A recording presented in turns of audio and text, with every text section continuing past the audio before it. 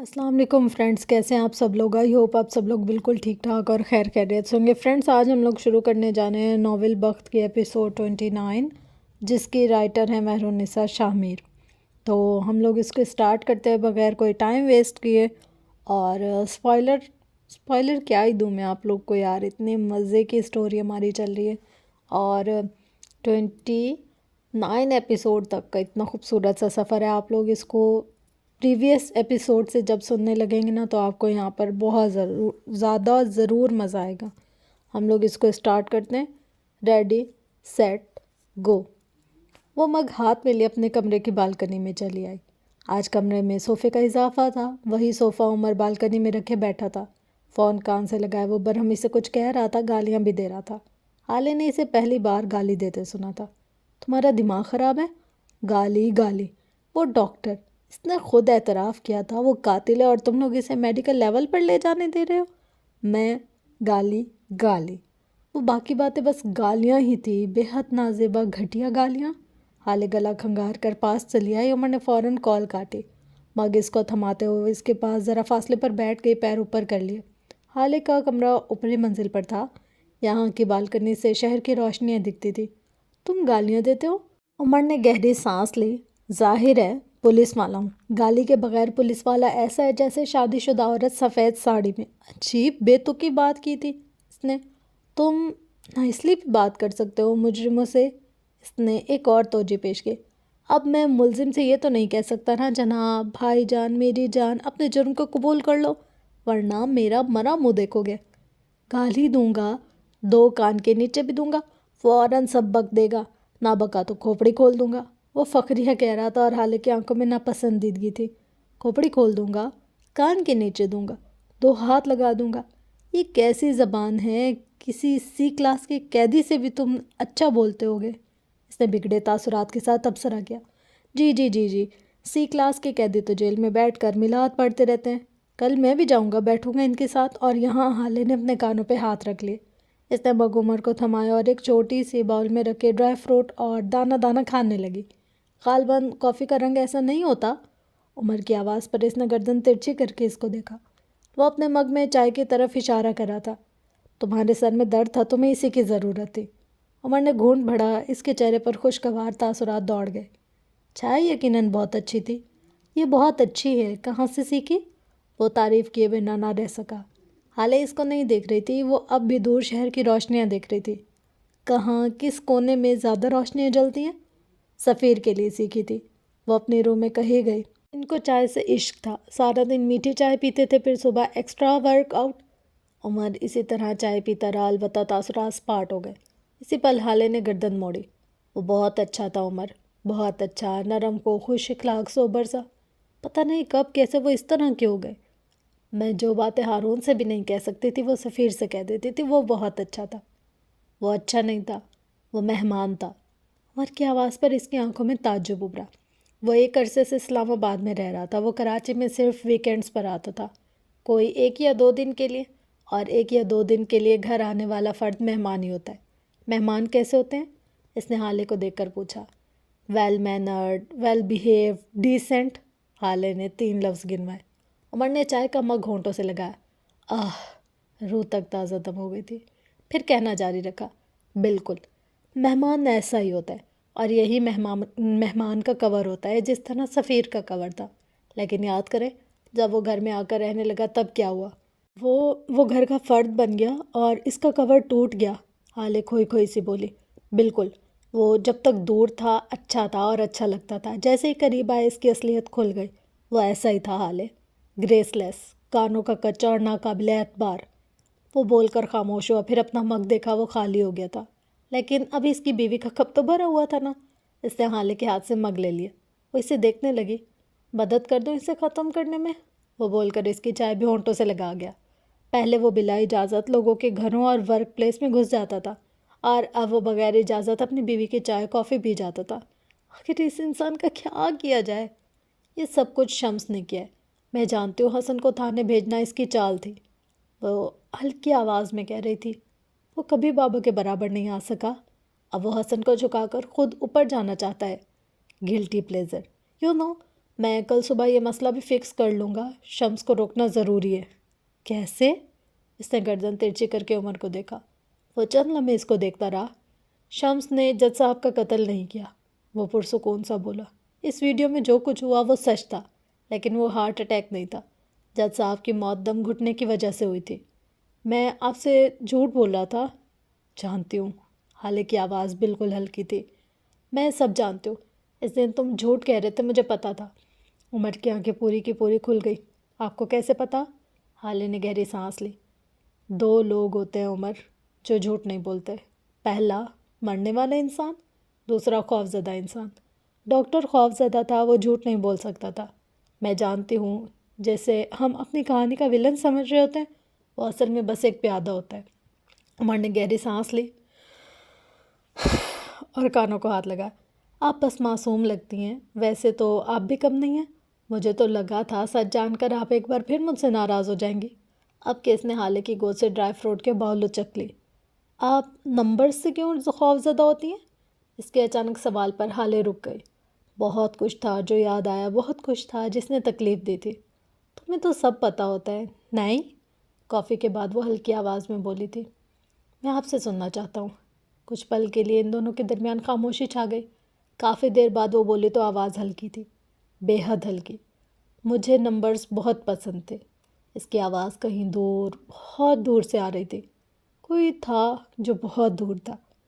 کوئی وقت تھا جب مجھے نمبر سے عشق تھا۔ میں ہر سبجیکٹ میں پاس ہو جاتی تھی، لیکن میتھس میں میرے A+ آتے تھے۔ وہ رکی۔ حلق میں بہت سی گرہیں بننے لگیں، لیکن پھر ہارون کی وجہ سے ہم دونوں کو ایک نئے اسکول میں داخل ہونا پڑا۔ ہارون کے بلیوز یو نو۔ عمر نے سر ہلایا۔ وہ مکمل یکسوئی سے سن رہا تھا۔ وہاں کی میتھس ٹیچر بہت سخت تھی، بہت زیادہ، لیکن مجھے کبھی ان کی سختی بری نہیں لگی۔ مجھے ان کا کسی ایک بچے کو فیوریٹ کرنا برا لگا تھا۔ ٹیچرز کا فیوریٹزم کسی طرح بچوں کا دل مار دیتا ہے، کوئی سمجھ نہیں سکتا۔ ان کا فیوریٹ یاسین تھا، محمد یاسین، لیکن وہ ہمیشہ ہر ٹیسٹ میں مجھ سے 1 نمبر پیچھے رہتا تھا۔ ٹیچر نے اس پر ایکسٹرا توجہ دینی شروع کی، لیکن کچھ بھی نہ بدلا۔ وہ سانس لینے کو رکی، پھر عمر کو دیکھا، وہ سن رہا تھا۔ ایک دن ٹیسٹ میں یاسین کے مارکس مجھ سے زیادہ آئے۔ میں شوق تھی، یا پھر شاید مجھے ہمیشہ اس ٹیچر کی نگاہوں میں رہنے کا شوق تھا۔ میں ان کی فیوریٹ بننا چاہتی تھی۔ ہر کوشش، ہر محنت سب کر کے دیکھ لیا، لیکن وہ کبھی بھی مجھ سے خوش نہیں ہوتی تھی۔ وہ بچوں سے مقابلہ کرتی تھی۔ بچوں سے مقابلہ کرنے والے ٹیچرز بہت برے ٹیچرز ہوتے۔ خیر، اس دن میں یاسین اور اپنا ٹیسٹ پیپر لے کر ٹیچر کے پاس گئی اور ان کو دکھایا کہ میرا سوال ٹھیک تھا اور یاسین کا غلط۔ وہ بھڑک گئی، ان کو غصہ آ گیا۔ ان کو لگا میں ان پر الزام لگا رہی ہوں اور بے عزتی کر رہی ہوں۔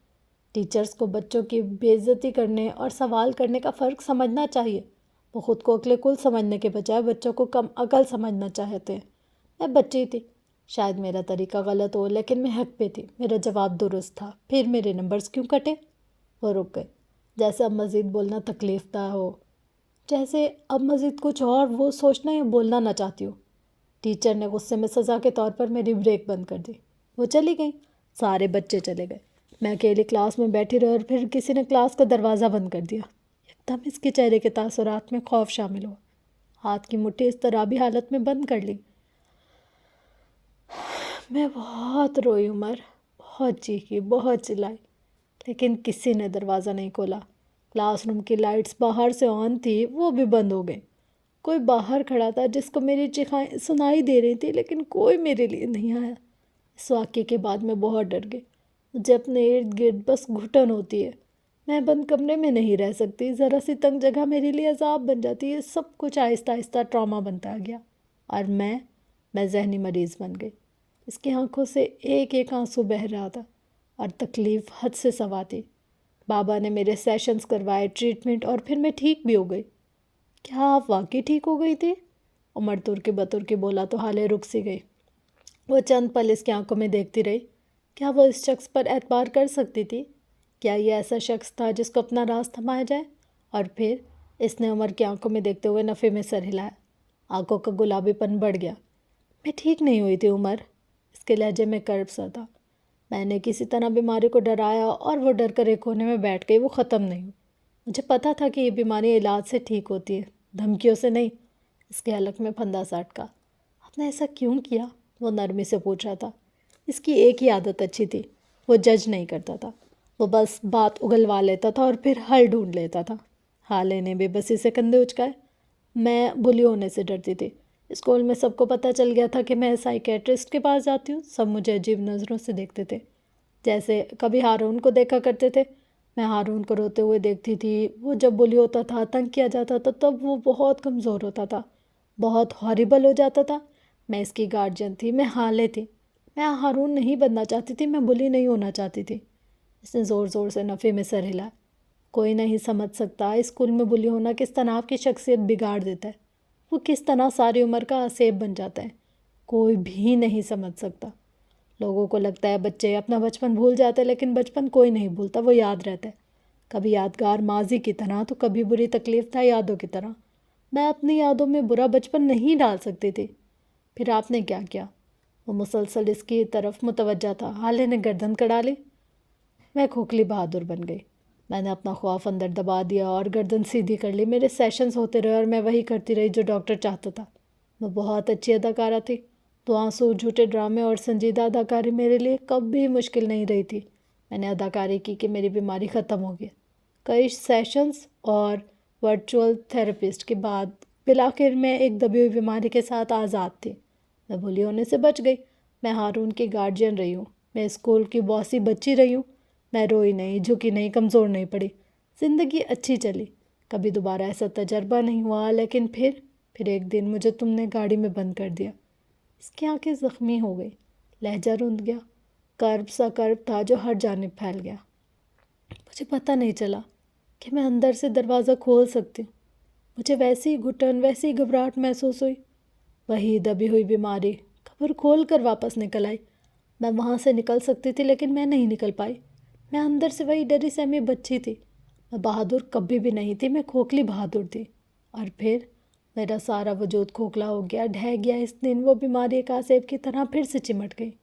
میں اب بھی کھوکھلی بہادر ہوں، بیمار اب بھی اندر سے ہوں۔ دور کہیں وہ بیماری میرے اندر پڑی سسک رہی ہے، علاج مانگ رہی ہے، لیکن وہ لمحہ بھر کو رکی۔ میں اسے پھر دبا دوں گی۔ اس نے عمر کی آنکھوں میں دیکھا، پھر اپنی کلائی پر خراشوں کے میٹھے میٹھے نشان دیکھے۔ اس کی آنکھوں میں معذرتی تاثر ابھرا۔ اس دن کے لیے ایک بار پھر سوری، مجھے معاف کر دینا، میں نے تمہیں ہرٹ کیا۔ وہ بولتے ہوئے اٹھ کھڑی ہوئی، بالکنی کا دروازہ پار کیا اور کمرے میں چلی آئی۔ اس کے پیچھے عمر حیات ایک بار پھر اس دن کی اپنی یاد کا حصہ بنانے لگا۔ تکلیف ایک بار پھر حد سے سوا ہونے لگی۔ بالکنی کے صوفے پر دراز عمر حیات کسی اور دن کے بارے میں سوچ رہا تھا، اور وہ خود کو اس دن کے لیے معاف نہیں کر سکتا تھا۔ لیکن کیا وہ خود کو معاف کرنا چاہتا تھا؟ یہ شاہ تاج کے گھر کی پارٹی والے روز سے 2 روز بعد کا واقعہ ہے۔ ہارون کچھ کام لے کر عمر کے پاس آیا تھا۔ اسے گھر میں غیر معمولی خاموشی محسوس ہوئی، لیکن یہ بس چند پلوں کے لیے ہی تھی۔ اگلے ہی لمحے اسے اوپری منزل سے حالے کی دلدوز چیخوں کی آواز سنائی دی۔ اس کا دل اچھل کر حلق میں آ گیا۔ وہ دیوانہ وار اوپر کی جانب بھاگا۔ اسے گھر کے راستوں کا علم نہیں تھا، وہ بس آوازوں کے تعاقب میں بھاگ رہا تھا۔ وہ ایک کمرے کو دیکھتا جاتا، اسے لگ رہا تھا کہ کچھ برا ہے، کچھ ہے جو نہیں ہونا چاہیے۔ حالے تکلیف میں تھی اور ہارون کو اسے تکلیف میں دیکھنا مشکل لگتا تھا۔ وہ اوپری منزل کی طرف آیا، آوازیں واضح ہوئی۔ سامنے، بالکل سامنے حالے کا کمرہ تھا جہاں سے آوازیں آ رہی تھی۔ دروازہ بجا رہی تھی، وہ چیخ رہی تھی، رو رہی تھی۔ ہارون کا دل رک رک کر چلنے لگا۔ وجہ وہ چیخیں نہیں تھی، وجہ وہ منظر تھا، وجہ عمر حیات تھا۔ وہ حالے کے کمرے کے دروازے سے ٹیک لگائے بیٹھا تھا، کمرے کی چابی اس کے ہاتھ میں تھی۔ یکدم ہارون جیسے ہوش میں آیا۔ عمر اسے دیکھ چکا تھا۔ وہ ہارون کو اپنے نزدیک پہنچنے سے پہلے اٹھا اور برق رفتاری سے اس کے قریب پہنچ کر اس کی گردن دبوچ کر دیوار سے لگا دی۔ اس کی آنکھوں میں سختی تھی اور چہرہ غیر انسانی سا۔ اگر تم نے کوئی آواز نکالی تو خدا کی قسم میں تمہاری لاش کتوں کو کھلاؤں گا۔ اس کے کان کے پاس دبا دبا غرا رہا تھا۔ ہارون نے اپنا پورا زور لگا کر اسے دھکا دیا۔ وہ بغیر لڑکھڑائے پیچھے کو ہوا۔ ہارون شاید کو اپنی جان حالے سے زیادہ عزیز نہیں تھی۔ اگر تم نے اسے تکلیف دی تو خدا کی قسم تمہاری لاش کتوں کو بھی نصیب نہیں ہوگی، وہ اسی کے لہجے میں بولا۔ عمر نے 1-2 لمحے اسے سخت آنکھوں سے دیکھا۔ ہارون اس کی آنکھوں میں آنکھیں ڈالے کھڑا تھا۔ میں اس کی بیماری چیک کر رہا ہوں، تم دخل مت دو۔ اب کہ اس کی آواز ہلکی تھی۔ کمرے کے دروازے کو دھڑا دھڑ بجانے کی آوازیں مسلسل آ رہی تھی۔ وہ عمر کو الزام دے رہی تھی، ہارون کو پکار رہی تھی۔ وہ ایک بار پھر واقعات مکس اپ کر رہی تھی۔ یہ کیسا طریقہ ہے کسی کی بیماری معلوم کرنے کا؟ کیا تمہارا دماغ خراب ہو گیا ہے؟ وہ مر جائے گی۔ ہارون دروازہ کھولنے کو آگے بڑھا۔ کلسٹروفوبیا چاہے آخری اسٹیج پر بھی پہنچ جائے، بندہ مرے گا نہیں۔ ہارون کے قدم نہیں تھمے تھے۔ اگر تم اس وقت دروازہ کھول دو گے تو تمہاری دوستی پر لعنت، ایک بار پھر لعنت ہو تم پر، ایک بار پھر اس کا نقصان کر رہے ہو تم، لعنت ہو تم پر۔ اب کہ اس کے قدم تھمے، آنکھیں زخم ہوئی، دل کو جیسے کسی نے آرے سے چیر دیا۔ وہ وہیں کھڑا رہا، ساکت، جامد۔ عمر قدم قدم چلتا اس کے قریب آ کر رکا۔ پس منظر میں حالے کی چیخیں بلند ہونے لگیں۔ ان کی تکلیف سے مجھے تکلیف ہوتی ہے، لیکن تم یوں سمجھ لو کہ میں تھرمامیٹر لگا کر ان کا بخار چیک کر رہا ہوں۔ مجھے علاج چاہیے، یہ بیماری ان کو ہانٹ کر سکتی ہے، میں کرنے نہیں دوں گا۔ مجھے بخار چیک کرنے دو تاکہ مجھے علاج کرنے میں آسانی ہو۔ اس کا لہجہ ہر قسم کے جذبات سے عاری تھا۔ تھوڑی دیر بعد دونوں اسی دروازے سے ٹیک لگائے بیٹھے تھے۔ ہارون بار بار اس طرح بھی کیفیت میں اپنے ہاتھ کی مٹھی کھول بند کر رہا تھا۔ عمر آنکھیں موندے دروازے سے ٹیک لگائے سکون سے بیٹھا تھا۔ ہر بقا کے ساتھ اس کا دل ڈوب رہا تھا۔ یکدم ساری آوازیں بند ہو گئی، خاموشی چھا گئی۔ شاید وہ تھک چکی تھی یا شاید گلا بیٹھ گیا تھا۔ عمر خاموشی سے اٹھا۔ لمحے کے 1000ویں حصے میں اس کے تاثرات بدل گئے۔ اب وہ اداکار عمر تھا۔ ہارون اس کے ساتھ اٹھا۔ وہ پریشان تھا، گلٹی تھا اور اداکاری نہیں کر رہا تھا۔ دروازہ کھلا، وہ آگے آیا۔ حالے دروازے کے بالکل ساتھ دیوار سے لگی بیٹھی تھی۔ اس کے بال بکھرے تھے، چہرہ رویا تھا، لیکن اس کی کلائیاں بری طرح زخمی تھی۔ اس نے نوچ نوچ کر ان کو زخمی کر دیا تھا۔ عمر نیچے بیٹھ گیا، اس کے پاس گھٹنوں کے پل۔ وہ بار بار اس سے کچھ پوچھ رہا تھا، کچھ کہہ رہا تھا۔ وہ پریشان تھا اور اس بار یہ اداکاری نہیں تھی۔ وہ بس یک ٹک اسے دیکھے گئی۔ ایک آنسو لڑک کر گال پر پھسل گیا۔ میں نے پھر سے واقعات مکس اپ کر لیے نا؟ عمر کو دیکھتے ہوئے روندی ہوئی آواز میں بولی۔ عمر کے دل کو جیسے کسی نے زور سے جکڑا تھا۔ حالے نے اس کے پیچھے کھڑے ہارون کو نہیں دیکھا۔ سیاہ آنکھوں والا مرد اس کے آگے گھٹنوں کے بل بیٹھا تھا اور ہارون جانتا تھا جب یہ آدمی آ جاتا ہے، حالے اس کو نہیں دیکھتی۔ ادھوری محبت ایک بار پھر سوئے سوئے ڈنگ مارنے لگی۔ میں نے پھر تمہیں الزام دیا نا؟ وہ بس آنکھیں اس کے چہرے پر ٹکائے پوچھ رہی تھی۔ سیاہ آنکھوں والا مرد اس کی کلائی دیکھ رہا تھا، پریشانی سے کچھ کہہ بھی رہا تھا۔ ہارون کو اپنا آپ اضافی لگا۔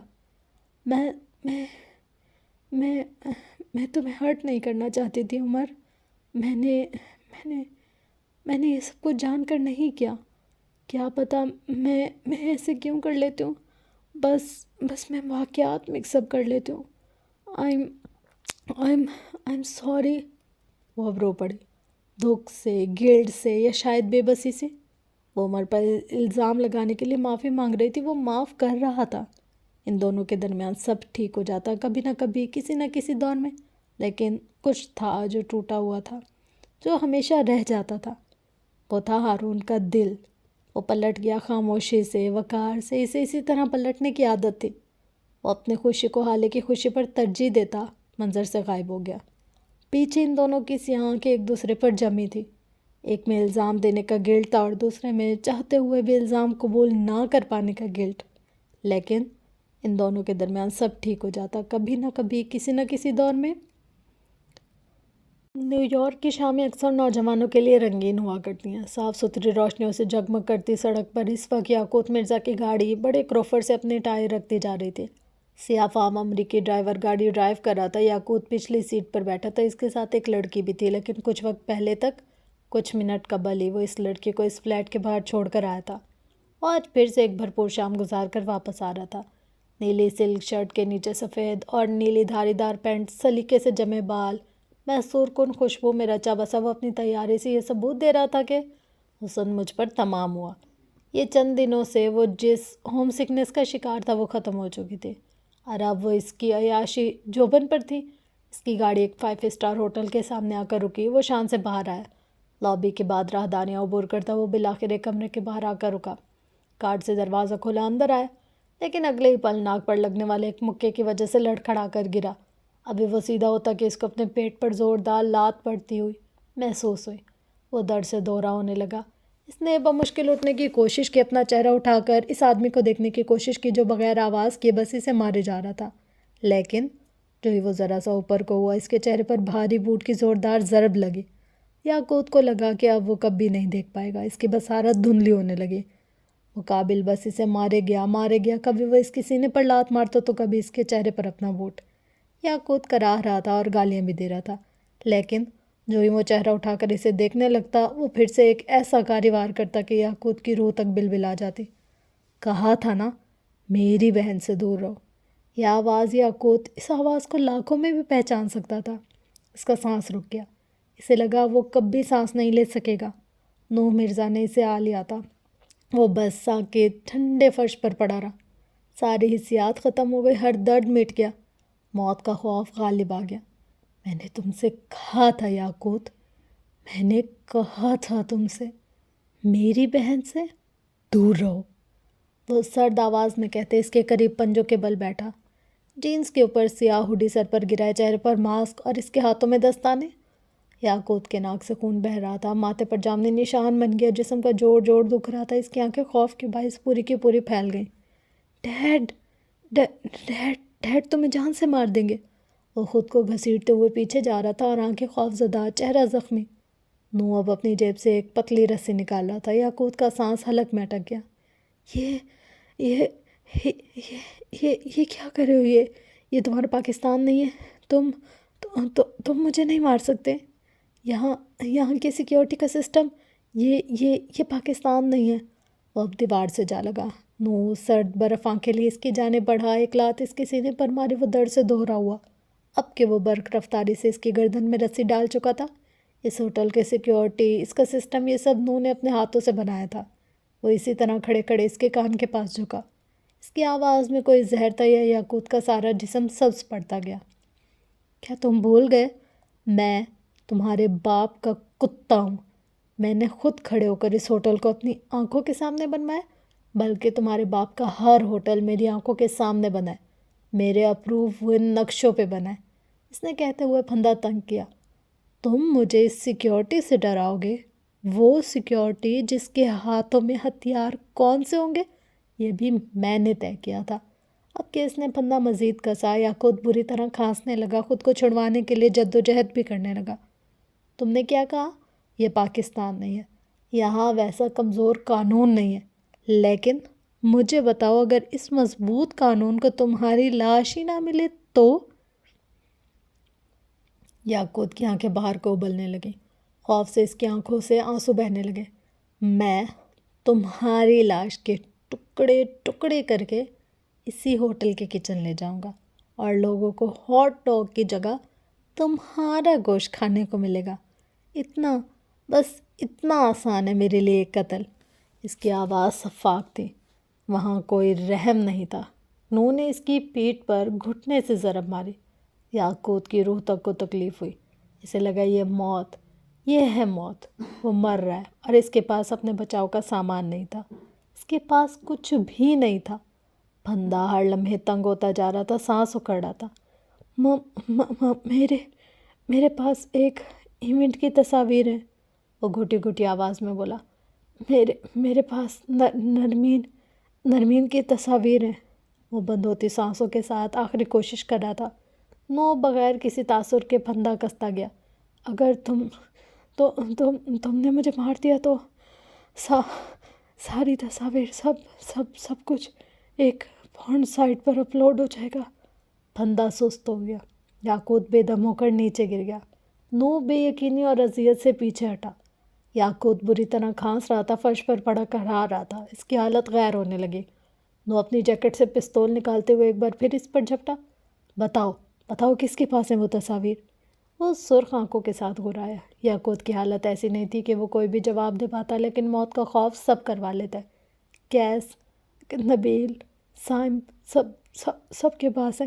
اگر تم نے مجھے مار دیا تو وہ لوگ اسے اپلوڈ کر دیں گے، اگر انہوں نے نہیں کیا تو کوئی اور کر دے گا۔ تم مجھے مارنا افورڈ نہیں کر سکتے۔ وہ سیدھا ہوا۔ نو گن تانے ہوئے ہاتھ کپ کپا رہے تھے۔ یہ کیسا عذاب تھا، یا خدایا، یہ کیسا عذاب تھا۔ اس کی آنکھ کے ایک کونے سے آنسو بہہ نکلا، پستول ہاتھ سے چھوٹ کر گر پڑی۔ اس نے آگے بڑھ کر ایک اور لات اس کے چہرے پر دے ماری۔ یاقوت کا سر ڈھلکتا گیا اور اگلے ہی لمحے وہ بے سد ہو کر فرش پر گر گیا۔ شاید وہ بے ہوش ہو چکا تھا۔ نو اپنے سر کو دونوں ہاتھوں میں تھامے آہستہ آہستہ فرش پر بیٹھتا چلا گیا۔ وہ مکمل ہار چکا تھا۔ پھر وہ تیش سے اٹھا، اس کا چہرہ سرخ بھبوکا ہو رہا تھا۔ اتنے سالوں سے دبائی نفرت اب لاوے کی طرح پھٹنے لگی۔ وہ اٹھا اور یاقوت کے منہ پر پوری قوت سے اپنا بھاری بوٹ دے مارا۔ وہ جو بے ہوش تھا اب کہ اس کی آنکھیں واہ ہونے لگیں۔ تمہارے باپ نے میری ماں کے ساتھ جو کچھ کیا مجھے سب پتہ تھا، میں سب کچھ جانتا تھا۔ وہ حلق کے بل چیخا۔ میں اپنی ماں کے لیے کچھ نہیں کر سکا، میں کمزور تھا، میں بزدل تھا۔ میں نے اپنے باپ کی معذوری اپنی آنکھوں سے دیکھی تھی۔ وہ تمہارے باپ کی عطا کردہ تھی۔ وہ یاقوت کے سینے پر ٹھوکر مارتا، کبھی ٹانگوں پر، اس پہ ایک جنون سوار تھا۔ آنسو اس کی آنکھوں سے بہہ رہے تھے، چہرہ سرخ تھا۔ یاقوت بس ادمردہ سا مار کھاتا ہوا کھائے جا رہا تھا۔ میرا باپ مر گیا، میری ماں مر گئی، میں بھری دنیا میں اکیلا ہو گیا۔ تمہارے باپ نے ان دونوں کو مار ڈالا۔ جب وہ کسی کام کے نہ رہے تو مار ڈالا۔ وہ زخمی آواز سے بلند آواز میں دھاڑا۔ کتنے سالوں کا وہ بار تھا جو نکل رہا تھا۔ ابا نے کہا اماں کو بچا لینا، اماں نے کہا میری نیرو کو بچا لینا۔ میں نے تمہارے باپ کی غلامی کی، اپنی بہن کے لیے غلامی منظور کی۔ بہنیں، مجھے میری بہن عزیز تھی، وہ میرے ماں باپ کی آخری نشانی تھی، میرا واحد خاندان تھی۔ اس کے منہ سے جھاگ نکل رہا تھا، لیکن اس کی بلند آواز ویسی ہی رہی، زخمی، بے بس۔ میں اگر نیرو کو لے کر بھاگ جاتا تو تمہارا باپ مجھے ڈھونڈ کر مجھے مار دیتا، لیکن اگر میں کتا بن کر تمہارے گھر کے باہر پہرا دیتا تو میری بہن بھی محفوظ رہتی۔ میں نے اپنا حق چھوڑ دیا، میں نے غلامی چن لی، اپنی بہن کی خاطر تمہارا کتا بن کر رہا، لیکن میری بہن پھر بھی محفوظ نہ رہی۔ وہ مارتے مارتے تھک گیا تھا، تبھی گرنے کے انداز میں فرش پر بیٹھ گیا۔ یاقوت کو دیکھ کر لگتا تھا جیسے وہ ابھی کے ابھی مر جائے گا۔ خدا تمہیں غارت کرے یاقوت، خدا تمہیں برباد کرے، خدا تمہاری نسل برباد کر دے۔ اپنے دونوں ہاتھ زمین پر مار مار کر بد دعائیں دے رہا تھا۔ خدا تمہیں موت دے، خدا تمہیں عذاب دے، خدا غارت کرے تمہیں۔ دور کہیں مکافات عمل نے سر اٹھا کر نوح کی بربادی دیکھی تھی۔ دوسروں کی بیٹیوں کی عزت پر کاروبار کرنے والوں کی اپنی عزتیں پھر محفوظ نہیں رہتی۔ آج وقت نے اپنے سیاہ پنوں پر ایک اور بربادی لکھی تھی۔ عمر کے بنگلے پر اتری صبح کافی مصروف تھی۔ حال سلطان آج از خود کچن میں کھڑے اپنے بھائی کے لیے ناشتہ بنوا رہی تھی۔ عمر کو کہیں جانا تھا، اس کا سارا سامان اپنے کمرے میں رکھا تھا اور حسن کمرے کی چٹکی لگا کر سویا ہوا تھا۔ وہ جلے پیر کی بلی کی طرح اپنے کمرے کے باہر چکر لگا رہا تھا۔ تھک ہار کر وہ ناشتہ کرنے چلا آیا۔ حالے نے ڈھیلے نارنجی کرتے کے ساتھ سفید ٹراؤزر پہن رکھا تھا۔ بالوں کا اونچا جوڑا بنائے وہ شانوں سے کام کروا رہی تھی، لیکن اس کے ہاتھوں کا بنا پراٹھا دیکھ کر حالے جان گئی کہ عمر کے اندازے درست تھے۔ اسی وقت حسن بھی نکھرا نکھرا سا دھلے دھلائے منہ کے ساتھ آتا دکھائی دیا۔ عمر میں اس کی گرد رکھی کرسی پر بے نیازی سے بیٹھا تھا۔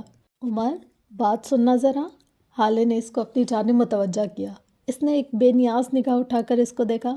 حالے نے تھوک نکلا، وہ شانوں پراٹھے بنانے نہیں آتے نا شانوں کو، تو میں سوچ رہی تھی کہ اگر تم کشمیری پراٹھے بنا دیتے تو۔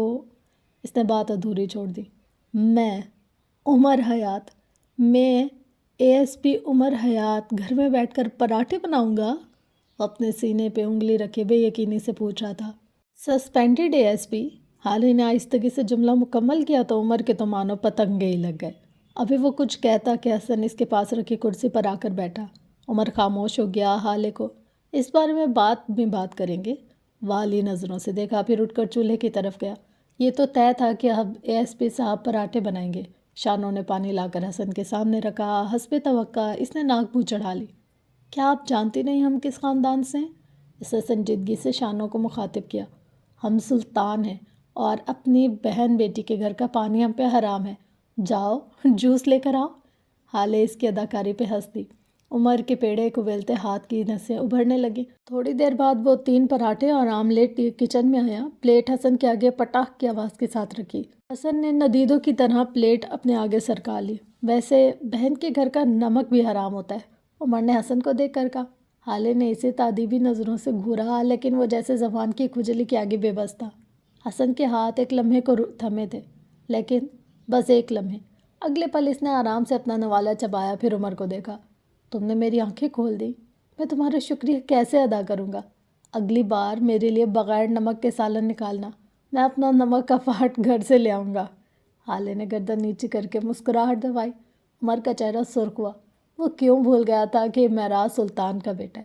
انہیں کی طرح حاضر جواب اور انہیں کی طرح کڑوا کریلا۔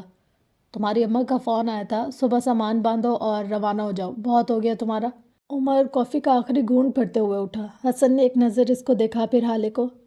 میں ہی اپنے شوہر کی اتنی تعریف کرتی ہوں، ایسا کچھ خاص بھی نہیں تھا، ناشتہ وہی عام سا۔ وہ نیپکن سے ہاتھ صاف کرتے کرتے آرام سے بولا۔ عمر کو جیسے چھوٹا سا ہارٹ اٹیک ہی آ گیا۔ صحیح کہتے ہو، حالے نے تائید کی، ایسا کچھ خاص بھی نہیں ہے ان پراٹھوں میں، عام ہی تو تھے، خام خواہ کے کشمیری پراٹھے۔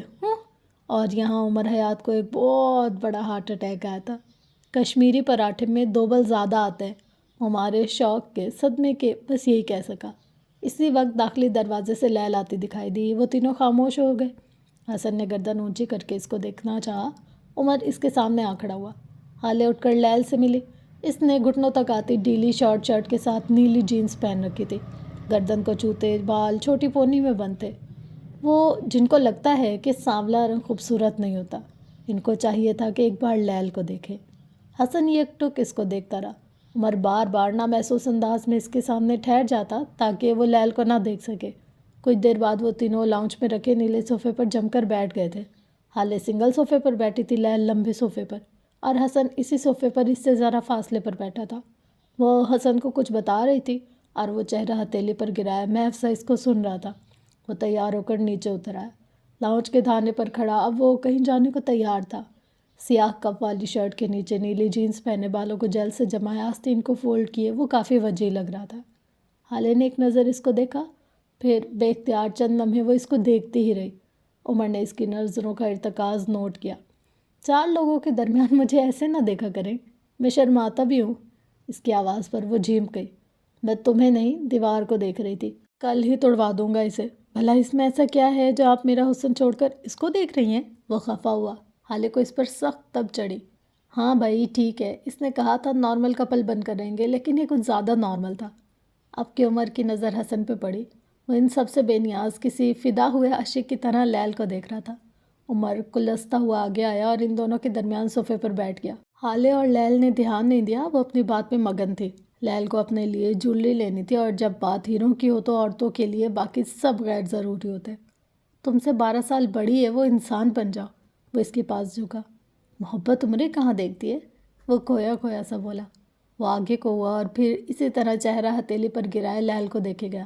15 منٹ کے اندر تمہیں محبت بھی ہو گئی؟ عمر نے دانت کچکچائے۔ 18 منٹ 10 سیکنڈ، اسے یہاں آئے ہوئے اتنا ہی وقت ہوا ہے، اور اس وقت میں اس نے 8 بار میرا نام لے۔ مجھے تو لگتا ہے دنیا میں سب سے پیارا میرا نام ہے۔ وہ دونوں ہلکی آواز میں سرگوشیاں کر رہے تھے۔ دیکھو، تم اپنی عمر کی کوئی لڑکی دیکھو۔ میں نے اپنے دل کی ملکہ ڈھونڈ لی ہے، اب تمہارے مشورے بیکار ہیں۔ وہ سیدھا ہو بیٹھا، سنجیدگی سے عمر کو دیکھا، پھر آواز مزید آہستہ کر لی۔ میں اس دنیا کا سب سے بڑا ریسسٹ ہوں، لیکن دیکھو، میں اس کو اسی رنگ کے ساتھ قبول کر رہا ہوں۔ اس کی محبت نے چند منٹ میں مجھے اتنا تبدیل کر دیا، سوچو آگے کیا ہوگا۔ وہ اتنا سنجیدہ تھا کہ عمر کچھ کہہ ہی نہ سکا۔ تم اس عورت کو جانتے نہیں ہو، بیچ کھائے گی تمہیں۔ وہ اب بھی اسے باز رکھنا چاہتا تھا۔ میں اس کے لیے بکنے کو تیار ہوں۔ اسی وقت لیل اٹھی۔ عمر اور حالے اس کے ساتھ اٹھے۔ الفا، میں تمہاری زوجہ کو کچھ وقت کے لیے ساتھ لے جا رہی ہوں۔ عمر نے اوکے شور کہہ کر اجازت دے دی۔ حالے اوپر تیار ہونے کے لیے جانے لگی، لیل اس کے پیچھے جا رہی تھی۔ دفعتاً وہ رکی، گردن ڈھلکائے خود کو دیکھتے حسن کو دیکھا، پھر عمر کو۔ 2 قدم آگے بڑھی، حسن کے بالکل قریب آ کر رکی۔ تم بہت کیوٹ ہو حسن، میرا اگر کوئی بھائی ہوتا تو بالکل تمہارے جیسا ہوتا۔ اس کے بال ہلکے سے بگاڑے، پھر آگے بڑھ گئی۔ حسن پر گویا قیامت ہی ٹوٹ پڑی۔ عمر نے مسکراہٹ دبائی۔ پہلا بریک اپ مبارک ہو۔ وہ اس کا کندھا تھپتھپاتے آگے بڑھ گیا۔ تم ایسے نہیں جا سکتے، حسن نے اسے پیچھے سے پکارا۔ 16 سال کی عمر میں میری 25 منٹ کی محبت مجھ سے بچھڑ گئی۔ یا اللہ، میں کیا کروں، کہاں جاؤں؟ عمر نے مڑ کر نہیں دیکھا، وہ آگے بڑھتا چلا گیا۔ تم اس دکھ کی گھڑی میں مجھے چھوڑ کر نہیں جا سکتے، صدمے سے مر بھی سکتا ہوں میں، رکو۔ وہ اس کے پیچھے بھاگا۔ مجھے دیکھو، انزائٹی اٹیک ہو رہا ہے، دیکھو دیکھو، میں مر جاؤں گا، مجھے چھوڑ کر مت جاؤ۔ وہ پورچ میں کھڑی اپنی گاڑی میں بیٹھا، حسن گاڑی کے باہر ہی کھڑا تھا۔ اگر حالے اس کو دیکھ لیتے تو جان جاتی کہ وہ ڈرامہ کر رہا ہے۔ وہ اس کی ہر دوست کے گھر جانے کے بعد یہی کرتا تھا۔ دیکھو، اگر تم نے مجھے اس درد میں نہیں سنبھالا تو میں اپنی نس کاٹ لوں گا۔ اس کی آخری دھمکی کارگر ثابت ہوئی۔ عمر ایک پل کو رکا، گاڑی کے شیشے کے پار سے اس کو دیکھا، پھر شیشہ نیچے کیا. میری شرٹ اتار کر مرنا، اگر اس پر کوئی خون کا داغ لگا تو تمہارے جنازے کو کندھا دینے والا بھی کوئی نہیں ہوگا. چوکیدار نے دروازہ کھولا. عمر نے گاڑی زن سے آگے بڑھا دی. پیچھے حسن اپنی 25 منٹ کی محبت کے غم میں کھڑا رہ گیا. سلطان ہولڈنگز کی بلڈنگ اپنی پوری تمکنت سے کھڑی عمارت تھی. نرم دھوپ چھن سے اس کے اوپر گر رہی تھی. وہ مغرور اٹھی ہوئی عمارت تھی. عمر نے اپنی گاڑی پارکنگ لاٹ میں کھڑی کی. اب اس کا رخ شمس کے آفس کی طرف تھا. کسی نے اس کو روکا نہیں. شاید اس کا داخلہ اب ممنوع نہیں تھا. وہ ریسیپشنسٹ کے ڈیسک تک آیا. ڈیسک کے پار کھڑی لڑکی کا اسے دیکھ کر خون خشک ہوا. عمر اسے دیکھ کر مسکرایا. دونوں بازو ڈیسک پر رکھے وہ اس کی طرف جھکا. آپ کیا چاہیے سر؟ اس نے آخر میں سر کا اضافہ کیا. کچھ زیادہ نہیں، بس مسکراؤ. میں تمہارا ہونے والا باس ہوں. وہ لڑکی ڈرا ڈرا سا مسکرائی. کھل کر مسکراؤ. اس نے بانچیں پوری کھول دی، لیکن صاف معلوم ہوتا تھا کہ وہ جھوٹی ہنسی ہے. عمر سخت بد مزہ ہوا. پھر بھی اس نے ہمت نہیں ہاری. اچھا آپ ادھر دیکھو، جیسے میں مسکرا رہا ہوں ویسے مسکراؤ. لڑکی رونے والی ہو گئی، لیکن پھر بھی نظریں اٹھا کر اس کو دیکھا. عمر کھل کر مسکرایا. دونوں گالوں کے گڑھے واضح ہوئے. لڑکی نے ڈبڈبائی آنکھوں سے اس کو دیکھا، پھر اسی کی طرح بانچیں کھول دی. اس کی نم آنکھوں کے ساتھ کھوکھلی ہنسی ہنستی وہ اتنا بری لگ رہی تھی. عمر بد مزہ ہو کر لاہور پڑتا آگے بڑھ گیا. آنے دو مجھے یہاں، اس کو تو پکا فائر کروں گا. وہ فیصلہ کر کے آگے بڑھ گیا. وہ لفٹ کے ذریعے اوپری منزل پر آیا. شمس کے آفس کا دروازہ دھکیل کر اندر آیا. آفس میں کسی ورکر پر چیخ رہے تھے. عمر کو دیکھ کر ٹھٹکے. مجھے اجازت لینے کی عادت نہیں ہے، اس نے کندھے اچکا کر اعلان کیا. شمس خلاف توقع کچھ نہ بولے. انہیں یہ ذہین آ کے یہ روشن پیشانی پسند تھی. شمس نے ورکر کو جانے کا اشارہ کیا، البتہ عمر سے اب بھی کچھ نہیں کہا. وہ آیا، کرسی کھینچ کر بیٹھا.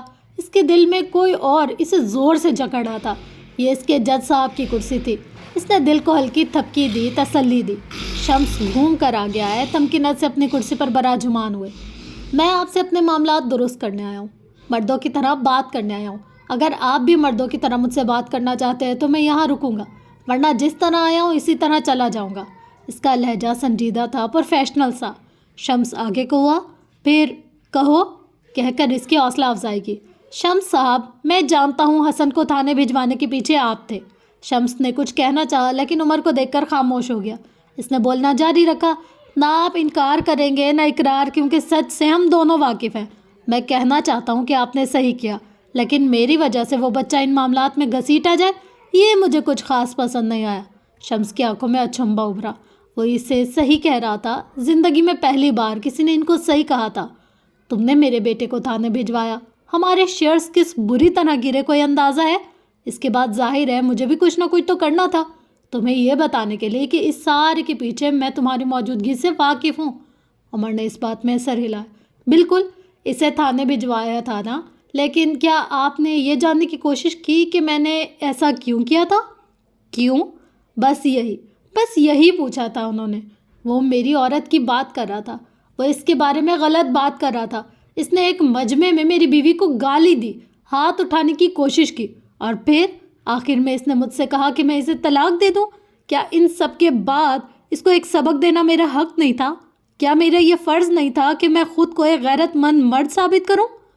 میں نے بس وہی کیا شمس صاحب. میں نے اپنی عزت دار بیوی کی عزت رکھی.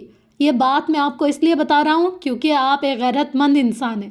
اگر آپ کو اب بھی لگتا ہے کہ میں غلط ہوں تو آپ میرے سسر ہونے کی حیثیت سے مجھے سزا دے سکتے ہیں.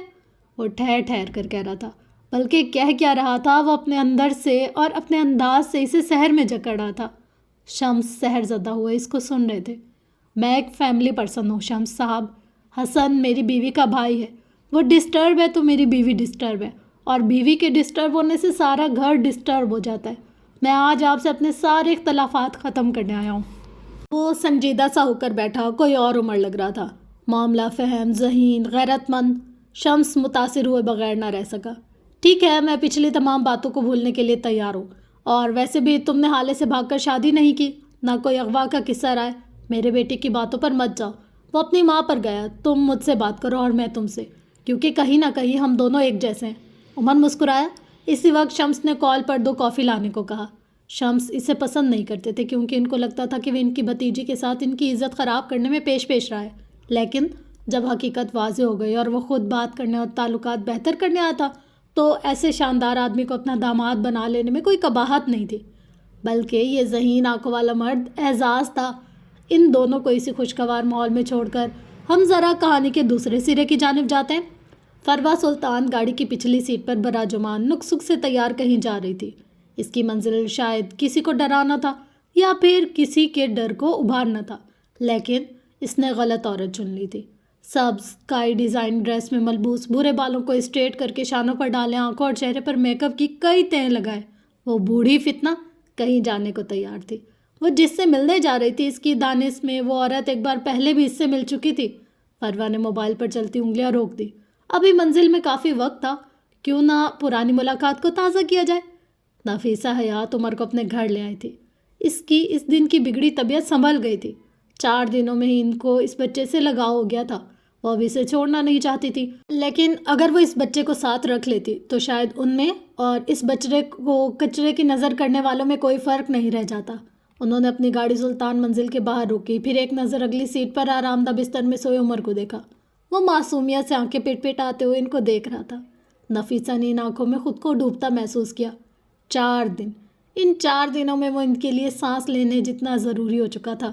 ان کی راتیں جاگتے ہوئے گزرنے لگی اور دن اس بچے کی دیکھ بھال میں۔ وہ چند لمحے اس بچے کو دیکھتی رہی، پھر اسے اپنے بازوں میں اٹھا لیا۔ وہ روتا نہیں تھا، راتوں میں بھی بس جاگتا رہتا تھا، لیکن روتا نہیں تھا۔ انہوں نے نرمی سے اس کا ماتھا چوما، پھر اس کے گالوں کو لبوں سے چھوا۔ نہ جانے کہاں سے آ کر چند آنسو ان کی آنکھوں سے ٹوٹ کر گرے۔ وہ نہیں جانتی تھی وہ کیوں رو رہی تھی، لیکن بس وہ اس بچے سے دور نہیں جانا چاہتی تھی، کیونکہ یہ وہ خود بھی نہیں جانتی تھی۔ وہ اس کو سینے سے لگائے گاڑی سے باہر آئیں۔ اسی پل کوئی عجلت میں سلطان منزل کے شاہانہ دروازے سے باہر نکلا۔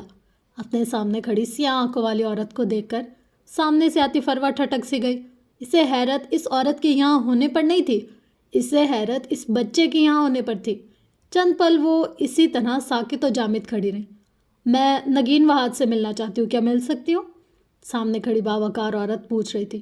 فروا نے لمحے کے 1000ویں حصے میں جمع تفریق کی، پھر اپنے سفید پڑتے چہرے کو بمشکل نارمل رکھا، گردن کڑا لی۔ میں ہی ہوں نگین وہاج، تمہیں کیا کام ہے؟ نفیسہ نے آنکھیں چھوٹی کر کے اس کو دیکھا، پھر 2 قدم آگے آئی۔ اگر تم نگین وہاج ہو تو پھر میں لیڈی ڈیانا ہوں۔ فروا نے ضبط سے اس کو دیکھا۔ میرا وقت نہ برباد کرو اور مجھے نگین وہاج سے ملنے دو۔ کسی کا بچہ اسے الگ کیا ہے، کیا یہ کوئی صحیح بات ہے؟ وہ اس بچے کی ماں ہے، کیا گزر رہی ہوگی اس پہ؟ فروا نے اس کے چہرے کو غور سے دیکھا۔ میں بتاؤں کیا گزر رہی ہے اس عورت پہ؟ اس کی آنکھیں سرد تھیں۔ نفیسہ نے ایک ہاتھ سے بچے کو سینے سے لگا رکھا تھا۔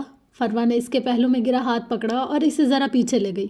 یہاں سے یہ محل نما گھر واضح نظر آ رہا تھا۔ دوسری منزل کی بالکنی سے ایک منظر نظر آتا تھا۔ صوفے پہ بیٹھا ایک خوشحال کپل، عورت کے ہاتھ میں ایک بچے تھے اور مرد اسے پچکار رہا تھا۔ نفیسہ یک ٹک ان کو دیکھے گئی۔ یقیناً یہ عورت نگین وہاج تھی۔ دیکھو ان دونوں کو، کتنے خوش ہیں۔ یہ بچہ ان دونوں کا کیا ہے؟ کیا تمہیں لگتا ہے ان کو اس بچے کی ضرورت ہے؟ نفیسہ اب بھی اوپر دیکھ رہی تھی۔ یک ٹک بنا پل جھپکے فروا بولے گئی، تم یہاں نگین سے ملو گی، یہ بچہ اسے تھما دو گی، شاید وہ تمہاری بات کا یقین کر بھی لے اور اس بچے کو اپنے پاس رکھ لے۔ لیکن تم سوچو بی بی، میں اس بچے کا کیا کروں گی؟ جب میں اسے اتنے بڑے ہسپتال سے کچرے کے ڈھیر تک پہنچا سکتی ہوں تو رات کے وقت اس کے منہ پر تکیا رکھ کر اس کا گلا گھونٹ دینا، کیا یہ میرے لیے مشکل ہے؟ یکدم نفیسہ نے بچے کو سینے میں بھینچ لیا۔ یہ بچہ اور اس کا بخت میں نے لکھا ہے، اس بچے کے بخت میں دربدری میں نے لکھی ہے۔ تم چاہے اسے یہاں چھوڑ کر چلی جاؤ، لیکن میری بات یاد رکھنا، میں اسے زندہ نہیں چھوڑوں گی۔ بہتر یہی ہے اسے لے کر چلی جاؤ یہاں سے۔ فروا نے نخوت سے ہاتھ جھلایا۔ نفیسہ نے اب کے بالکنی سے نظریں موڑ لیں۔ اس نے ٹھنڈی ٹھار نظروں سے فروا کو دیکھا۔ میں اس بچے کو لے کر جا رہی ہوں، اس لیے نہیں کہ میں تم سے خوف زدہ ہوں، بلکہ اس لیے کہ میں ایک دن تمہیں دکھاؤں گی۔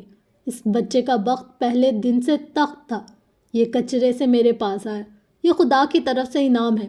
تم کہتی ہو تم اسے مارو گی، میں تم سے کہتی ہوں دعا کرنا کہ یہ مر جائے، اگر یہ زندہ رہا تو تمہیں جینے نہیں دے گا۔ وہ کہہ کر مڑ گئی۔ عمر ہنزو سینے سے لگا رکھا تھا، البتہ اب سینے پر دھرا بوجھ ہلکا ہو گیا تھا۔ یہ بچہ اس کا تھا، یہ اس کا عمر تھا۔ اپنی گاڑی کے قریب پہنچ کر اس نے آسمان کو دیکھا، لب مسکراہٹ میں ڈھلے۔ میں اس تحفے کے لیے ساری زندگی آپ کی شکر گزار رہوں گی اللہ، اس نے زیر لب کہا۔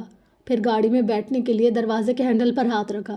دفعتاً اسے اپنے عقب سے ایک آواز آئی، تم کیا کام کرتی ہو؟ فروا کی چبھتی ہوئی حقارت زدہ آواز آئی۔ نفیسہ نہیں مڑی۔ میں بچوں کو قرآن پڑھاتی ہوں، میں عمر کو بھی قرآن پڑھاؤں گی، اس نے مڑے بغیر کہا۔ فروا کی گردن مزید اکڑ گئی۔ ایک قرآن پڑھانے والی کسی بچے کو کیا پرتعیش زندگی دے گی؟ اس نے کروفر سے سر جھٹکا اور اندر چلی گئی۔ واپس حال میں آؤ تو فروا کی گاڑی اب حیدرآباد کی حدود میں داخل ہونے لگی۔ وہ ایک نئی ملاقات کے لیے تیار تھی، لیکن میں نے کہا نا، اس نے غلط عورت چن لی تھی۔ شمس سلطان کے آفس کا ماحول خوشگوار سا تھا۔ عمر اور شمس کے آگے کافی کے مگز رکھے تھے۔ اب تک وہ کئی کاروباری مسائل پر گفتگو کر چکے تھے۔ شمس کو اس کی ہر بات قابل غور اور ہر مشورہ مفید لگا تھا۔ وہ بزنس مین کبھی بھی اچھے مشورے دینے والے کو جانے نہیں دیتے۔ تم کہاں پولیس میں خوار ہونے چلے گئے یار، تمہیں تو کاروبار کرنا چاہیے تھا، کہیں سے نہیں لگتا تم کوئی ASP ہو۔ شمس ہنس کر بولے۔ عمر مسکرایا۔ پولیس مجھے پسند ہے، کاروبار میں سوچ بچار سے کام لیتا ہوں اور پولیس میں ہاتھوں سے کام لیا جاتا ہے، مجھے یہی پسند ہے۔ اور رہی بات کاروبار کی سمجھ بوجھ کی، تو میں نے بزنس مینجمنٹ پڑھ رکھی ہے، میں اس کے علاوہ بھی بہت کچھ کر سکتا ہوں، ملٹی ٹیلنٹڈ یو نو، وہ نارمل لہجے میں کہہ رہا تھا۔ شمس نے کافی کا گھونٹ بھرتے اس بات میں سر ہلایا۔ ابھی تو تم سسپینڈڈ ہو نا، تم مجھے کیوں جوائن نہیں کر لیتے؟ یہ کمپنی، یہ پاور، ان سب میں پولیس کی جاب سے زیادہ سکون ہے۔ شمس کا لہجہ سرسری تھا، لیکن حقیقت یہی تھی کہ وہ انکار نہیں سننا چاہتا تھا۔ ان ذہین آنکھوں اور اس چلتے دماغ کو وہ اپنے کاروبار کے لیے استعمال کرنا چاہتا تھا۔ عمر نے بغور اس کا چہرہ دیکھا۔ میں یہاں معاملات درست کرنے آیا ہوں، جاب لینے نہیں۔ اگر آپ کو جاب آفر کرنی ہے تو میرے گھر آنا ہوگا، اس نے کہتے ہوئے کافی کا مگ ہونٹوں سے لگایا۔ شمس کھل کر مسکرائے۔ دل پر لدا بوجھ ہٹا۔ وہ گھر بلا رہا تھا تو مطلب انکار نہیں کرے گا۔ میں ضرور آؤں گا، میں کل تمہارے گھر آؤں گا اور تمہاری بیوی سے بھی معاملات درست کر لوں گا۔ آخر کو اب اس کے باپ کی جگہ ہوں میں۔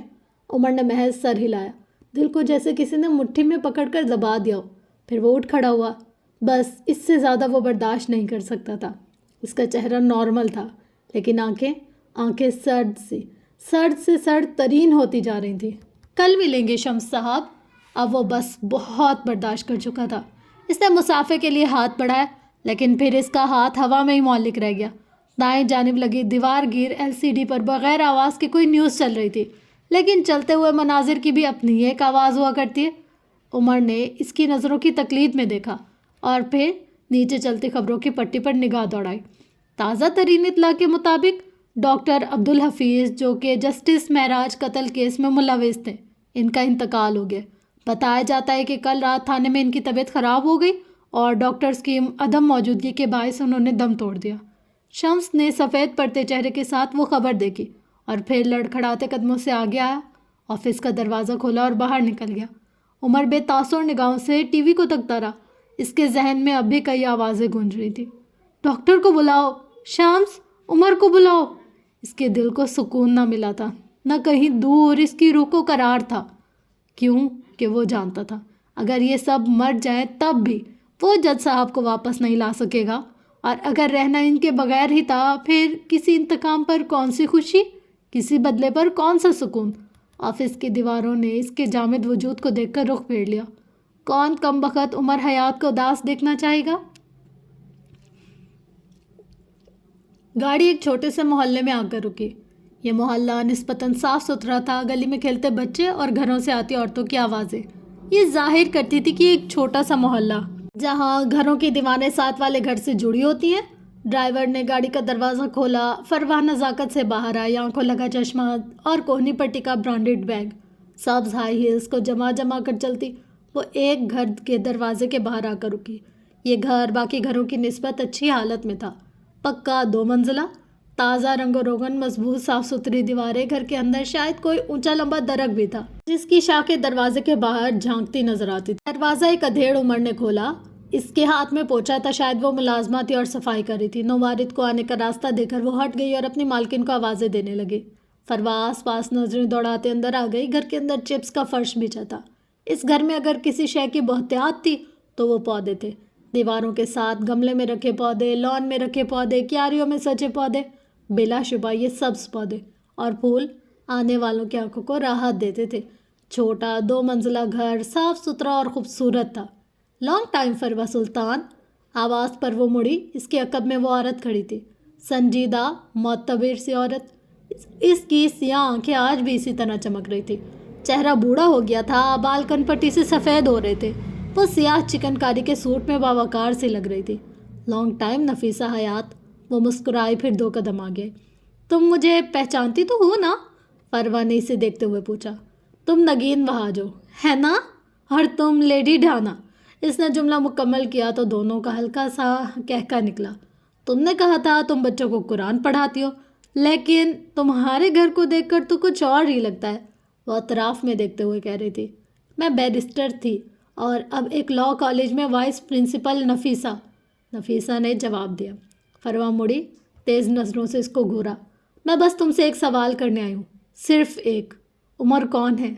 اس نے ایک لفظ پر زور دیا۔ عمر وہ بچہ ہے جسے تم نے کچرے کے ڈھیر میں پھینکوا دیا تھا۔ میں نے تم سے کہا تھا نا، دعا کرنا وہ مر جائے۔ اگر وہ بچ گیا تو تمہیں زندہ نہیں چھوڑے گا، لیکن لگتا ہے تمہاری دعاؤں میں اثر نہیں ہے، یا پھر عمر کے لیے میری کی گئی دعائیں زیادہ اثر انداز تھیں۔ تمہیں کیا لگتا ہے؟ وہ بازو سینے پر باندھے سکون سے پوچھ رہی تھی۔ فروا کے رنگ ایک لمحے کو متغیر ہوئے، دل کو جیسے کسی نے زور سے پکڑ کر دبا دیا ہو۔ اسے اپنے آس پاس بین کرنے کی آوازیں آنے لگی۔ تم باز نہیں آئی نا؟ فروا نے دانت پیستے ہوئے کہا۔ تو بالآخر تم نے اس بچے کو ہماری زندگیوں میں شامل کر ہی دیا نفیسہ۔ کیا تم پہلی ملاقات بھول گئی ہو؟ آج میں ہماری دوسری ملاقات میں بھی تمہیں وہی کہوں گی جو اس دن کہا تھا۔ اسے ہماری زندگی سے نکال لو نفیسہ حیات۔ نفیسہ پرسکون سے ان کو دیکھتی رہی۔ تم غلط ہو فروا، یہ ہماری دوسری نہیں تیسری ملاقات ہے، لیکن فرق بس یہ ہے کہ اس ملاقات میں تم نکاحت زدہ اور بیمار تھی۔ تمہیں یاد نہیں ہوگا ہے نا؟ فروا چھمبے سے اس کو دیکھتی رہی۔ چلو میں تمہیں ایک کہانی سناتی ہوں، وہ مزے سے کہتی آگے آئی۔ 20 سال پہلے کی بات ہے، میں اپنے بیٹے کو اسلام آباد لے کر گئی تھی۔ ایک دن میرا بیٹا بیمار ہو گیا، میں اسے ہسپتال لے گئی۔ وہاں جا کر پتہ ہے کیا میں نے کیا دیکھا؟ وہ آنکھوں میں حیرانی سموئے سے دیکھنے لگی۔ فروا کے چہرے پر اب بھی نہ سمجھی تھی۔ وہاں مجھے تم دکھی، تمہارے ہاتھ میں ایک بچی تھی، چھوٹی سی پیاری معصوم بچی۔ فروا کا چہرہ سفید پڑا، وہ بے یقینی سے پیچھے کو ہوئی۔ تمہارا شوہر تم سے وہ بچی چھین رہا تھا، تم رو رہی تھی، اس کی منت کر رہی تھی۔ تم بیمار اور زرد تھی، چونکہ تم لوگ ہسپتال کے عقبی حصے میں تھے، سو کوئی اور تمہارا جھگڑا نہیں دیکھ سکا۔ تم روتی چیختی رہی، لیکن تمہارے شوہر نے اس بچے کو تمہارے ہاتھ سے چھین کر کوڑے کے بڑے سے ڈرم میں پھینک دیا۔ رات کا وقت تھا، ڈاکٹرز کی ایک فوج کھڑی تھی جسے نہ جانے کتنے پیسے کھلا کر تم لوگوں نے یہ گناہ سرزد کروایا۔ فروا لڑکھڑانے لگی۔ نفیسہ نے آگے بڑھ کر اس کی کلائی کو زور سے دبوچا، سرخ ہوتی آنکھیں اس کے چہرے پر گاڑ دی۔ فروا کو دیکھ کر لگتا تھا وہ ابھی مر جائے گی۔ تم نے اپنی بیٹی کو مرنے دیا کیونکہ وہ تمہاری بیٹی تھی۔ فروا کے آنسو بہنے لگے، آلات کا غم ایک بار پھر جان کو آنے لگا۔ وہ اس جاپانی بزنس مین کی بیٹی تھی، اس کے نقوش بڑی حد تک اپنے باپ سے بھی ملتے تھے، لیکن وہ تمہاری بیٹی بھی تو تھی نا۔ تم نے اپنی بیٹی کو مار دیا فروا۔ نفیسہ نے اس کا ہاتھ چھوڑا، وہ بے دم سی ہو کر نیچے گری۔ اس کا چہرہ یک دم بوڑھا لگنے لگا، اس کی رنگت نچڑنے لگی، سانس رک رک کر چل رہا تھا۔ تم اپنی بیٹی مارو، شوہر کو مارو یا بیٹے کو، لیکن اگر تم نے میرے بیٹے کی طرف آنکھ اٹھا کر بھی دیکھا نا تو خدا کی قسم میں تمہارے پورے خاندان کو تباہ کر دوں گی۔ میرے بیٹے کے نام میں 2 بار زندگی آتا ہے، اگر تم نے اس کی زندگی سے کھیلنے کی کوشش کی تو میں تمہارے سارے خاندان کے حصے میں موت لکھوں گی۔ وہ اس کے سر پر کھڑی غرا رہی تھی۔ فروا مرے انداز سے واپس اٹھی، اس کی آنکھیں نیم مردہ تھی، زبان گم۔ سیاہ اعمالوں کا افشا ہونا ہر بار پہلے دن جیسی ضلالت دیتا ہے۔ انسان کبھی بھی اپنے سیاہ اعمال کے ساتھ یوز ٹو نہیں ہو سکتا۔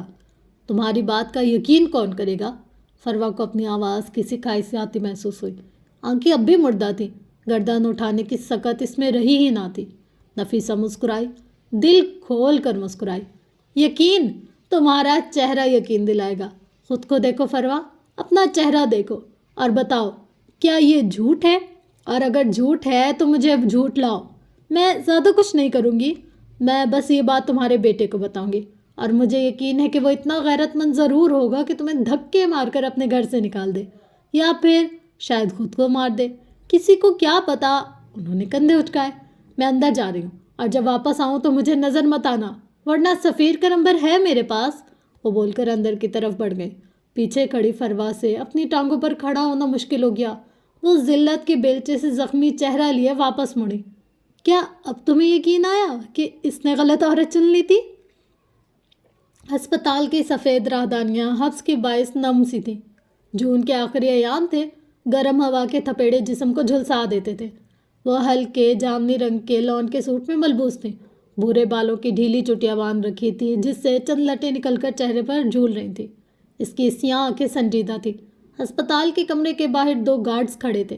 حالے نے بس ایک نظر ان کو دیکھا۔ وہ دونوں تابعداری سے راستہ دینے لگے۔ وہ ہارون کے گارڈز تھے۔ حالے کو راستہ نہ دے کر مرنا تھا کیا؟ وہ پرائیویٹ روم کا پرتیش دروازہ دھکیل کر اندر آئی۔ اندر کا ماحول ایسا تھا جیسے کوئی 5 اسٹار ہوٹل کا کمرہ۔ وہ سامنے ہی تھا، ہسپتال کی وردی میں بیڈ پر لیٹا ہوا۔ اس کے چہرے پر نیل تھے، آنکھوں کے قریب ایک زخم بھی تھا۔ باقی کا جسم جہاں جہاں سے نظر آ رہا تھا بس سفید پٹیوں میں قید تھا۔ وہ قدم قدم چلتی آگے آئی، اس کے بیڈ کے قریب، اس کے پیروں کے پاس بیٹھ گئی۔ دل کو جیسے کسی نے مٹھی میں لے کر دبا دیا ہو۔ ہارون کو اس حالت میں دیکھنا دل چیر دیتا تھا۔ وہ شاید دوائیوں کے زیر اثر سو رہا تھا۔ اس کی سانولی رنگت زرد پڑ گئی تھی۔ سرمئی آنکھیں بند تھی۔ بال جو ہمیشہ سلیقے سے جمے رہتے تھے آج وہ ذرا ذرا سے نظر آ رہے تھے۔ باقی سارا سر پٹیوں میں جکڑا ہوا تھا۔ تم نے کہا تھا ساری دنیا بھی اگر مجھے چھوڑ دے تو تم وہ واحد انسان ہوگے جو میرے ساتھ رہو گے، اس نے ہلکی آواز میں کہنا شروع کیا۔ آج میں تمہیں بتانے آئی ہوں کہ اگر تم میرے ساتھ ہو تو مجھے ساری دنیا کی ضرورت نہیں۔ اس کی آنکھیں نم ہونے لگی، گلا خشک ہونے لگا۔ تم کہتے ہو میں ٹاکسک ہوں؟ صحیح کہتے ہو، لیکن کیا تم نے کبھی غور کیا کہ میں ایسی کیوں ہوں؟ میں تمہارے معاملے میں ہی ٹاکسک کیوں ہوں؟ وہ گردن جھکائے ہارون کے پیروں پر نظریں جمائے کہہ رہی تھی۔ تم 10 سال کے تھے جب رستم مر گیا۔ وہ تمہارا گارجین تھا، تمہارا پروٹیکٹر تھا۔ وہ چلا گیا تو تم اکیلے ہو گئے۔ مجھے کہا گیا ہارون کے ساتھ رہو۔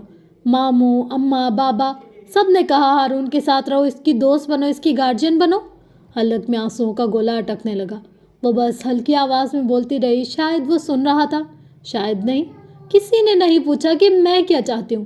کسی نے نہیں پوچھا کہ میں تمہاری گارجین بننا چاہتی ہوں یا نہیں۔ کسی نے نہیں پوچھا کہ میں تمہاری پروٹیکٹر بننا چاہتی ہوں یا نہیں۔ تم بس ایک انچاہا بوجھ تھے جو میری پیٹھ پر لاد دیا گیا، لیکن میں نے شکایت نہیں کی۔ میں سلطان ہوں، بھرم رکھنے تب بھی آتے تھے۔ وہ ہلکا سا ہنسی۔ پس منظر میں بس روشنیوں کی اور مشینوں کی آواز تھی۔ مجھ سے کہا گیا میں تمہارے لیے فیصلے لیا کروں، میں نے لیے ہاری؟ وہ بے بسی سے بولی۔ میں نے اپنا بیسٹ دیا۔ جہاں میں نے تمہارے لیے صحیح فیصلے کیے وہیں کچھ غلط بھی کیے۔ میرا قصور نہیں تھا، میں کم عمر تھی یا پھر میرے حساب سے وہی فیصلے صحیح تھے۔ 12 سال کی عمر میں نے اس بچے کا سر اس لیے نہیں پھوڑا کیونکہ اس نے میری کاپی چوری کی تھی۔ میں نے اس کا سر اس لیے پھاڑا تھا کیونکہ میں نے اس کو تمہیں بلی کرتے دیکھا تھا۔ میں نے تمہیں اسکول کے واش روم میں روتے ہوئے دیکھا تھا۔ اوف اللہ، کیا تو ایپیسوڈ تھی آج کی۔ آپ لوگ اس کا فیڈ بیک ضرور دیجیے گا کہ آپ لوگ کو کیسی لگی ایپیسوڈ۔ ابھی تو بہت سارا ناول ہے اور اتنی جلدی کہاں ہی یہ ختم ہوگا۔ آپ لوگ کیا فیل کر رہے اس کو سن کر، اور کیسا لگ رہا ہے اسٹوری، کہاں کہاں جا رہی ہے؟ اب میں نے فروا کی بات سنی نا، اوئے ہوئے ہوئے، مجھے تو گوز بمس ہونے لگے۔ مجھے ایک پل کو نا ایسے لگا اوئے یہ کیا، یہ میری ہارٹ بیٹ تیز کیوں ہو رہی ہے؟ مطلب کوئی عورت ایسا کیسے کر سکتی ہے؟ اتنی کوئی گندی ہے نا یہ فروا آنٹی، اس کو تو بندہ پنکھے سے لٹکا دے، الٹا لٹکا دے، کیا ہی کرے اس کے ساتھ۔ اور نفیسہ حیات کون سی کم ہے بھائی؟ نفیسہ حیات نے ہر کسی کی ایک ایک ایک ایک 2 کمزوریاں سنبھال کر رکھی ہیں۔ ایسی ویسی بات تھوڑی، آخر کو وہ بیرسٹر رہ چکی ہے تو کچھ نہ کچھ اثر تو ہوگا۔ ہم نا جس بھی لائف میں فیلڈ میں چلے جائیں، چاہے ہم سلائی کڑھائی کریں، چاہے ہم پارلر کریں، چاہے ہم پڑھیں، بزنس کریں، ہم وکیل ہوں، ڈاکٹر ہوں، جج ہوں، پولیس والے ہوں، ہماری نا شخصیت میں وہ چیز کہیں نہ کہیں رچ بس جاتی ہے۔ اگر کوئی وکیل ہے تو اس کے دماغ میں جاسوسی چلتی رہے گی، یہ ہوا کیوں، کیسے، کہاں، کب۔ کوئی سلائی والی ہے تو وہ کوئی کپڑا دیکھے گی تو اس کے دماغ میں یہی آئے گا کہ یار اس کو اس طریقے سے کر لیں تو یہ اس طریقے سے سل جائے گا۔ کوئی بیوٹیشن ہے تو اس کے سامنے اگر کوئی بڑی آئی برو والی آئے گی تو اس کا دل کرے گا کہ یار اس کی آئی برو کو کٹ کر کے اور اس کو ٹرم کر کے صحیح کر لیا جائے۔ تو ہمارا جو کام ہوتا ہے نا، مجھے ایسا لگتا ہے کہیں نہ کہیں وہ ہماری شخصیت بن جاتا ہے، شخصیت کا بہت بڑا پارٹ ہوتی ہے یہ ساری چیزیں. تو آپ لوگ بتائیے گا آپ لوگ کے ساتھ بھی ایسا ہوتا ہے یا صرف یہ میرا ایکسپیرینس ہے؟ اور کہیں نہ کہیں مجھے ایسا لگتا ہے کہ قدرت بھی نا ہمیں ان چیزوں کے بارے میں بتاتی ہے. جس کا جس طرف انٹرسٹ ہوتا ہے نا، تو تقدیر، نصیب، قدرت ہمیں ان چیزوں کی طرف لے کے جاتی ہے تاکہ ہم لوگ کو پتہ چلے سچائی کا. تو بس جی فرینڈس، یہ تھی آج کی ایپیسوڈ. ہوپس ہو کہ آپ کو آج کی ایپیسوڈ اچھی لگی ہوگی. اگر ایپیسوڈ پسند آئے تو لائک، شیئر، کمنٹ، سبسکرائب ضرور کیجیے گا. انشاءاللہ ملتے ہیں نیکسٹ ویڈیو میں. تب تک کے لیے اپنا گرد و نواح اہل و عیال کا بہت زیادہ خیال رکھیے گا. Love you all. اللہ حافظ.